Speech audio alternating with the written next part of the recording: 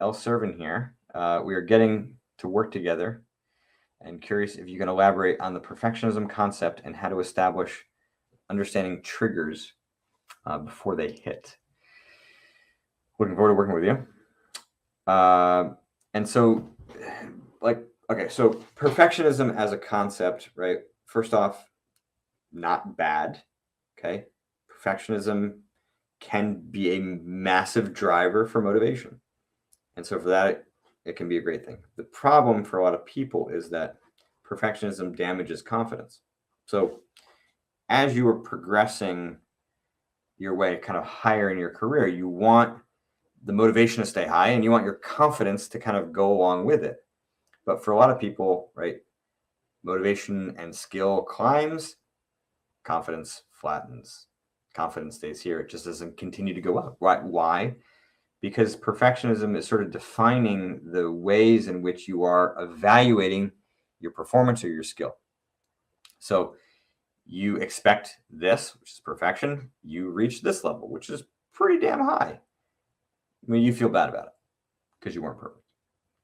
Or no, actually, you reach perfection, right? You're exactly what you want to be doing. But what is that? What happens, right? Well, then the standard rises up, and so you either can kind of reevaluate that experience, or it just kind of feels neutral, not really something you can kind of value and hold on to very long. So it doesn't help to build your confidence that you're actually becoming better at this thing, right? Like you said, confidence is perception.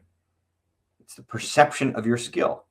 And so if you're evaluating yourself in an artificially negative way because you're not reaching that standard, well, you're not building confidence in a way that's actually, going to help you to continue to climb higher and build. And so how do you recognize when these triggers hit? Well, for a lot of the perfectionists that I work with, it is everywhere. So you just have to begin kind of looking at the ways that you're thinking, the way that you're analyzing your performance, your results. The lens of anything negative is going to have some perfectionistic tendencies associated with it because it just is everywhere. And it even happens after we start working together and you had a great couple weeks, come back and you're like, yeah, but is a very common perfectionistic qualification. Like, yeah, I did really well, but it wasn't there. And it's, no, I did this. I made progress in this way. I feel good about it. And here's what I can do better. That's a very balanced and measured way of evaluating yourself. Perfectionism says, I didn't do all these things.